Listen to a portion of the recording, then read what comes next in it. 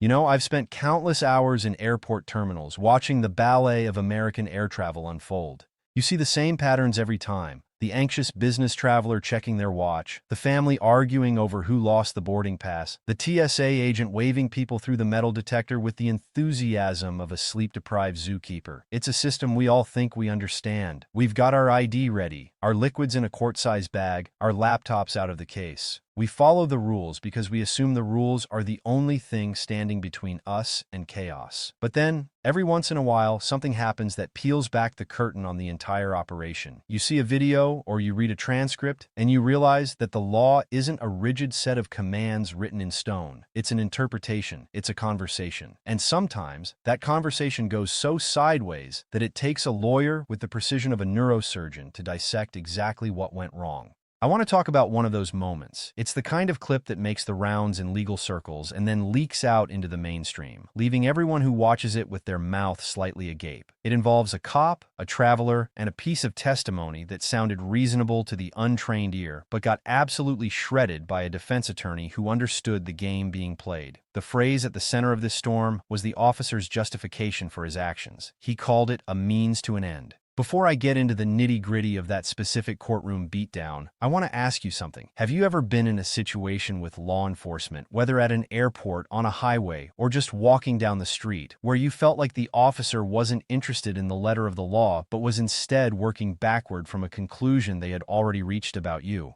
Think about it. Was it a traffic stop that dragged on for no reason? A question at customs that felt like a trap? I really want to know about your experiences, the moments where you felt the system was less about justice and more about justification. Drop that story in the comments, because where we're going with this discussion, your personal encounters are going to start making a whole lot more sense. The reason I'm asking you to hold on to that thought is simple. The phrase "means to an end" is the smoking gun. It's the verbal tell that an officer has abandoned the role of impartial enforcer and has switched to being an advocate for a specific outcome, usually an arrest. When you hear that phrase in testimony, you are hearing someone admit out loud that they were willing to bend the process to get the result they wanted. And in America, we have this quaint, old-fashioned idea that the process is the point. The Fourth Amendment isn't a suggestion, it's the barrier between the power of the state and the liberty of the individual. So when a cop admits on the stand that they viewed their actions as just a step on the way to a collar, a good lawyer knows they've just been handed the keys to the kingdom. Let me paint you a picture of how this usually goes down, because it rarely happens in a vacuum. You're at the airport. Maybe you're coming off a long-haul flight from somewhere exotic, or maybe you're just catching a connection from Denver to Dallas. You're tired, you're rumpled, and you're just trying to find the right tram to the right gate. Then, out of the corner of your eye, you see them. Not the TSA officers at the checkpoint, but the real law enforcement. The ones with the badges and the guns and the vests that say police or sheriff or Homeland Security. They're watching, they're waiting, and for reasons known only to them, they decide that you are interesting. Now here's where the average traveler makes their first mistake. They think that because they haven't done anything wrong, they have nothing to worry about. They think cooperation is the universal language of the innocent. So when the officer steps forward, flashes a badge, and says, "Excuse me, sir, can I have a word with you?" The traveler smiles and says, "Sure, officer, what's up?" They think it's a customer service interaction. They don't realize that the moment they engage, they have entered a legal gray area where the rules of the road are written by the officer in real time. This specific case, the one that prompted the lawyer's epic shredding, started exactly like that. A guy, let's call him Mark, was waiting for his flight. He was minding his own business, probably scrolling through his phone or staring blankly at a CNN broadcast. An officer approached him. The officer later testified that Mark looked nervous and was sweating. Now, I've been in airports my whole life. If we arrested everyone who was sweating in an airport, we'd need to build new prisons inside the terminals. Airports are stressful. They're dry. You just ran half a mile with a roller bag because your gait changed. Sweat is not probable cause. But to this officer, it was a hook. It was the first brick in the wall he was building. The conversation started casually. "Where are you coming from? Where are you headed? Business or pleasure?" Standard stuff. Mark answered. He was coming from a state that is known for being a source state for certain illegal goods, heading to a destination known for being a consumer state. The officer's ears perked up. The narrative was writing itself. He asked to see Mark's ticket. He asked for ID. Mark, still operating under the illusion that this was a polite chat, handed them over. He didn't know that by consenting to the encounter, he had just made the officer's job infinitely easier. He didn't know he could have simply said, "Officer, am I free to go?" If the answer was yes, he walks away. If the answer was no, then the officer has to articulate why he's being detained, and the game changes completely. But Mark didn't know that. Most people don't. The officer kept digging. He asked about the luggage. He asked if he could search it. This is the million-dollar question, right here. Do you mind if I take a quick look in your bag? They always say, quick look. It sounds so benign. Mark hesitated. And that hesitation, that flicker of doubt, was all the officer needed. In his mind, hesitation equals guilt. An innocent person, the officer thinks, would just say, go for it, because they have nothing to hide. But that's a fallacy, and it's a dangerous one. An innocent person might hesitate because they're private. They might hesitate because they're annoyed. They might hesitate because they have a dirty sock in there and they're embarrassed. But in the officer's binary world, hesitation is a flashing red light. Mark, feeling the pressure, eventually said no. He said, "I'd rather you didn't." And here's where the means to an end philosophy kicks into high gear. The officer didn't accept the no. He couldn't. Because in his mind, Mark was guilty, and the search was just the formality required to prove it. So he changed tactics. He brought in a drug-sniffing dog. This is a classic move. The dog walks around the bag. The dog doesn't hit on anything.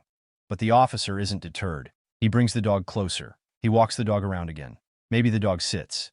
Maybe the dog just looks tired. But in the officer's report, the dog alerted to the presence of narcotics. Now we have probable cause. The polite conversation is over. The bag is opened legally because the dog gave them the green light. And inside?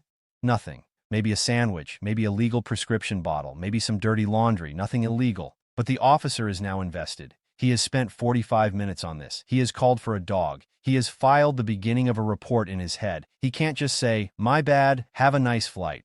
That would be admitting he was wrong. So he pushes further. He starts asking about the money in Mark's wallet. He asks about bank accounts. He starts building a case for something, anything. Money laundering, structuring, lying to a federal officer. They can always get you for lying if they can trip you up on a date or a destination. This is the atmosphere that led to the courtroom showdown. The officer was on the stand, and the defense attorney was grilling him about why he continued the detention after the dog sniff came back negative. Why didn't he let Mark go? Why did he keep pressing?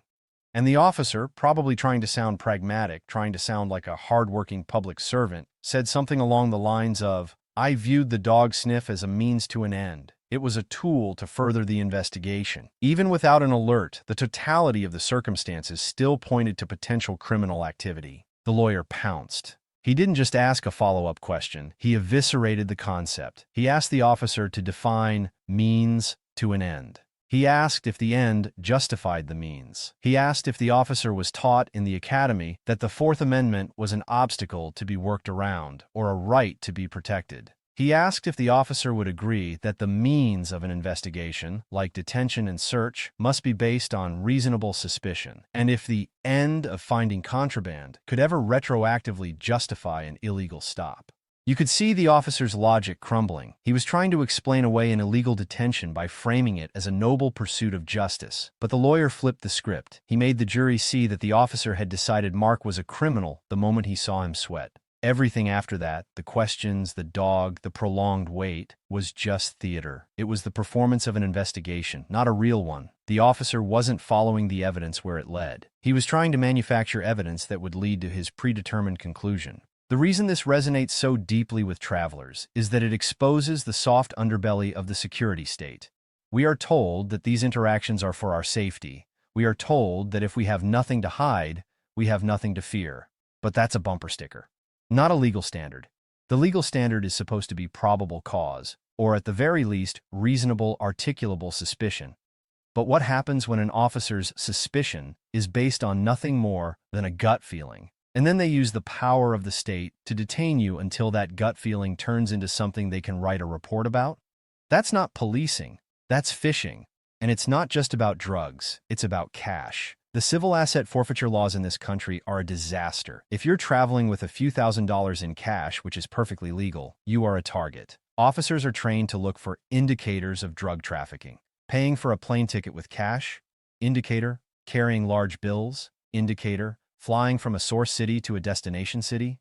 Indicator. You can be clean as a whistle, have a legitimate business selling used cars, and still have your life savings seized because a cop at the airport decided your cash was a means to an end for his department's budget. I remember talking to a guy once, a contractor, who had just sold a truck for $8,000. He put the cash in his carry-on because he was flying home that night and didn't want to wait for a bank to open. He gets to the airport, checks in, and is pulled aside by a drug task force team. They ask him about the money. He tells them the truth. They don't believe him. They take the money. They give him a receipt and tell him he can contest it in court. Contest it in court? He's a contractor. He doesn't have a lawyer on retainer. The cost of fighting the government for his own money is more than the money itself. So he loses it. He loses it because a cop saw cash and decided that cash in and of itself was suspicious enough to seize. That's the real-world consequence of the means-to-an-end mentality. It doesn't just ruin cases, it ruins lives. Now let's go deeper into the psychology of the officer in that testimony. Why did he say it? Why would any law enforcement officer under oath admit to such a problematic mindset? It's because they genuinely believe they are the good guys. They genuinely believe that the only thing standing between society and anarchy is their willingness to be aggressive. They see themselves as hunters and the criminals as the prey. In that framework, any technique that results in a capture is a good technique. The rules of engagement, the warrants, the burdens of proof, these are just hurdles put in place by out-of-touch judges and politicians. A real cop, a street cop, knows that if you follow every rule to the letter, you'll never catch anyone. So they cut corners. They push the envelope. And sometimes they get so used to pushing that they forget where the envelope actually is. The lawyer in that courtroom understood this. He wasn't just attacking the officer's actions. He was attacking his identity. He was forcing the officer to admit that he viewed the Constitution not as a shield for the citizen, but as a manual that he was free to interpret loosely. And when you put a man like that on the stand, in front of a jury of ordinary people, and you force him to explain why he thinks it's okay to detain someone based on a hunch, the absurdity becomes visible. You have to understand, the airport is a unique jurisdiction. It's a constitutional gray zone in many ways. The courts have given law enforcement a lot of leeway in airports because of the heightened security concerns. But that leeway has limits. You cannot simply grab someone and hold them indefinitely because you don't like their vibe. There has to be an articulable fact. The officer in the means-to-an-end case tried to articulate his facts. The sweating, the nervousness, the source city, but the lawyer tore those facts apart, one by one. He brought in expert testimony about the physical effects of air travel on the human body. He talked about the anxiety of flying. He pointed out that half the people in the terminal were from source cities because that's how hub airports work. He made the officer's suspicions look like the broadest, laziest stereotypes imaginable. And that's the real victory. It's not just about getting one guy off the hook for a bag full of nothing. It's about sending a message to the department. It's about creating a paper trail, a transcript that other defense attorneys can use. It's about establishing in the public record that this particular tactic, this means-to-an-end philosophy, is not acceptable. It sets a precedent. It makes the next officer think twice before they decide to hold someone just to see what shakes out. But here's the part that keeps me up at night.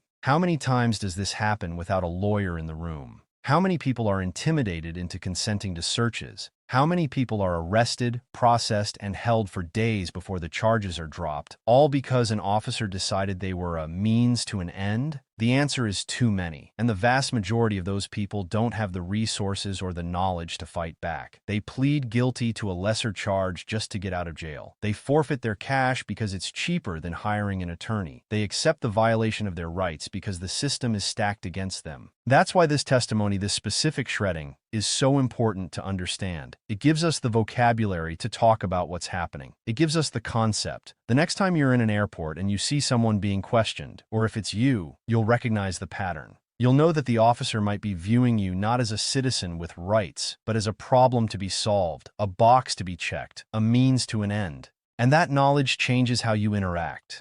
It might give you the courage to politely decline a search. It might give you the clarity to ask, "Am I free to go?" It might remind you that you have the right to remain silent, and that exercising that right is not an admission of guilt, but an assertion of your liberty. The officer might get frustrated. They might make a snide comment. They might even detain you based on that frustration. But if they do, and if you have a witness or a recording, you've just set the stage for your own lawyer to step up and do exactly what that defense attorney did: shred their justification to pieces. Think about the long game here. The erosion of our rights doesn't usually happen with a bang. It happens with 1,000 tiny intrusions that we accept because we're in a hurry, or we're scared, or we just don't want the hassle. Every time we consent to a search we don't have to consent to, we are telling the system that the means to an end is acceptable. We are telling them that the end of their convenience is worth the price of our privacy. But when we stand our ground, politely and firmly, we are pushing back. We are reminding them that the process matters.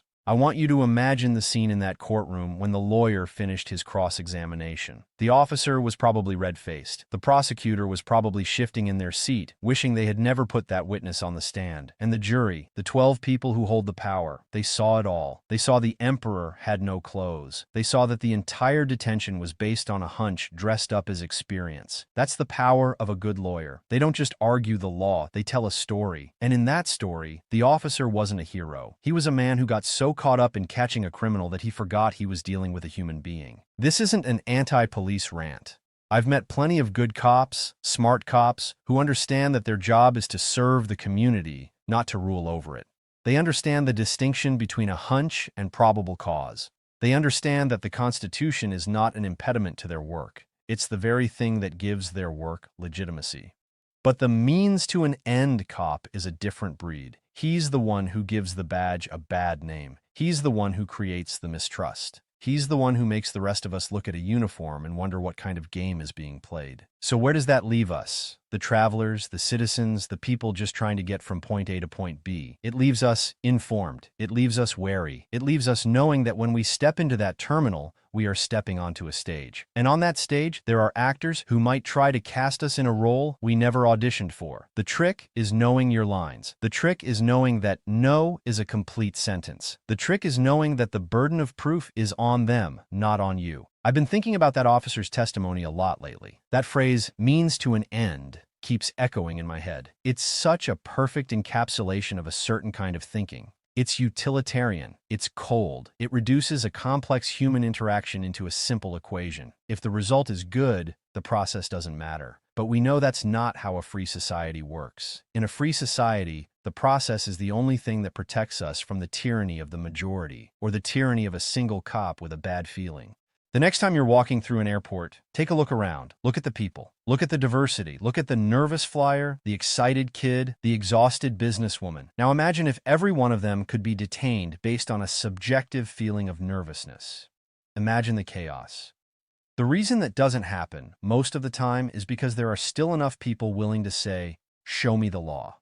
There are still enough lawyers willing to stand up in a courtroom and ask the hard questions. There are still enough juries willing to hold the government to its burden. And that's the takeaway here. It's not about being defiant. It's not about being rude to officers. It's about being aware. It's about understanding that the conversation you have with law enforcement is not a conversation between equals. It is a conversation between a citizen with rights and an agent of the state with power. And the only way to balance that scale is to know your rights cold. I'd love to hear your thoughts on this. After hearing about this case and the way the lawyer dismantled that testimony, does it change how you view airport encounters?